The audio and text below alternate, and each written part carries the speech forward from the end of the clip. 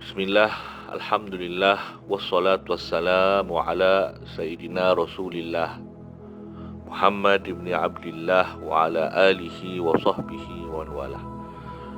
Syukur ke atas Allah subhanahu wa ta'ala atas kesempatan kali ini kita masih lagi berada di dalam bulan Ramadan Al-Mubarak, dan yang Allah janjikan keampunan bagi mereka yang benar-benar melaksanakan tanggungjawab tugas kehambaan pada bulan Ramadan yang penuh keberkatan untuk mendapat keampunan dan kebaikan yang berkekalan.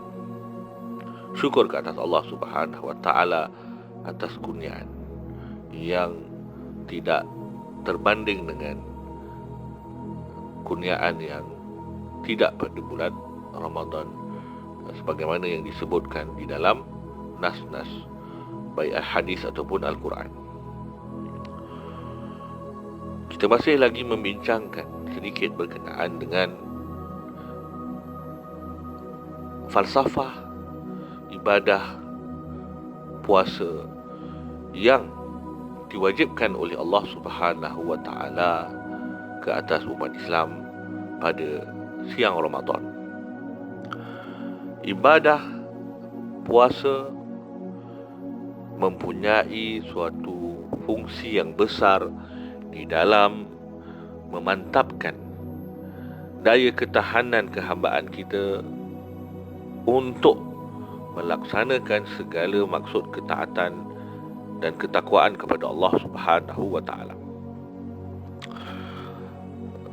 Ibadah kepada Allah Subhanahu wa taala ini ataupun ketaatan akan kembali kepada dua perkara, iaitu melakukan perintah dan meninggalkan larangan. Kita melihat dalam rata-rata kita, insya-Allah, apabila berhadapan dengan perkara melakukan perintah ataupun melakukan suruhan, ianya lebih mudah berbanding dengan meninggalkan larangan. Mungkin orang apabila dia melihat kepada KPI ketaatan dia kepada Allah Subhanahu wa taala, dia melihat bahawa semua kewajipan ibadah-ibadah yang fardu misalnya sudah ditunaikan sebagaimana yang dituntut oleh Allah Subhanahu wa taala.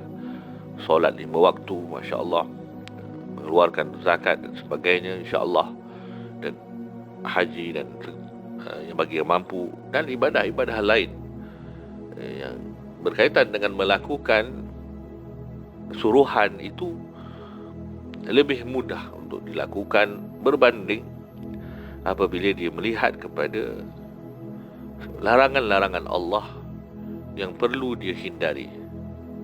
Rupanya masih banyak larangan-larangan Allah yang dia masih lakukan. Larangan baik amalan zahir seperti memandang kepada yang haram, mendengar kepada yang haram, berbicara dengan perkataan yang haram, ataupun ibadah amalan hati, hasad dengki kepada sesama manusia, buruk sangka kepada sesama manusia, merasa kagum dengan diri sendiri, iaitu ujub, sombong, takabur, dan banyak penyakit-penyakit hati dan perkara-perkara yang dilarang oleh Allah Subhanahu wa taala yang masih bersarang baik dalam dirinya ataupun pada anggota tubuhnya. Maka kita lihat bahawa takwa susah untuk disempurnakan walaupun sudah banyak ibadah, mungkin sempurna ibadah ketaatan dalam melakukan yang wajib, tetapi banyak terkurang pada dosa-dosa yang kita masih belum tinggalkan, dosa-dosa yang masih kita rasa manis untuk lakukan dan seumpamanya. Maka ini menunjukkan kepada kita bahawa stamina kita dalam kehambaan masih lemah. Antibody kita, antibody kehambaan kita, ataupun kita punya daya ketahanan kehambaan kita masih sangat lemah. Walaupun dengan ketaatan yang kita lakukan, masih ada maksiat juga yang kita lakukan. Maka kerana itu madrasah Ramadan ialah madrasah yang Allah berikan ruang sebesar-besarnya untuk para hamba-Nya mengambil manfaat sebaiknya untuk menyempurnakan kekurangan-kekurangan kehambaan tadi. Menambahkan daya ketahanan diri dalam hubungan kepada Allah Subhanahu wa taala dengan banyak melakukan usaha-usaha meninggalkan. Maka kerana itu, ibadah puasa itu sendiri ialah ibadah meninggalkan. Kalau orang tanya, kau puasa hari ini? Orang akan kata, ya saya puasa hari ini. Apa yang kau buat waktu puasa? Apa yang menunjukkan kau puasa? Yang menunjukkan orang puasa ialah dia tidak buat. Dia tidak makan, dia tidak minum, dia tidak bersama dengan pasangan dan sebagainya. Ini ialah contoh di mana bulan Ramadan suatu ruang untuk kita banyak meninggalkan, agar dengan latihan kita banyak meninggalkan yang haram, usaha untuk tidak mengulangi yang haram, mencengkam keinginan-keinginan yang buruk daripada dilakukan, menahan diri kita sehingga merasa ketenangan di dalam mengawal keinginan-keinginan yang tidak diredai oleh Allah Subhanahu wa taala. Mudah-mudahan ianya akan menjadi suatu kekuatan yang lebih besar dalam ketaatan yang lebih sempurna pada masa-masa yang akan datang. Kerana itu, falsafah puasa, meninggalkan tak makan, tak minum dan sebagainya, membantu kita untuk juga meninggalkan dosa, untuk juga kita meninggalkan segala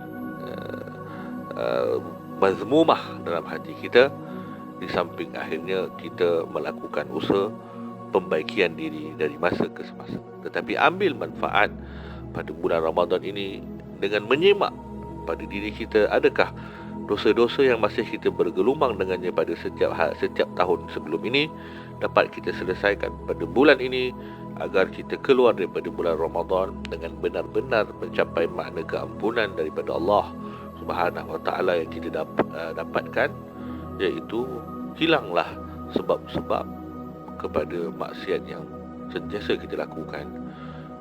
Setelah hilangnya manis-manis maksiat tersebut di dalam hati kita, mudah-mudahan kita boleh berusaha untuk mencapai ke tahap itu, sehinggalah ianya menjadi sebab kepada kekuatan untuk kita mencapai falsafah puasa yang sebenar, iaitu seperti mana disebutkan dalam Al-Quran, la'allakum tattaqun, agar kalian itu boleh bertakwa kepada Allah Subhanahu wa taala. Wallahu a'lam.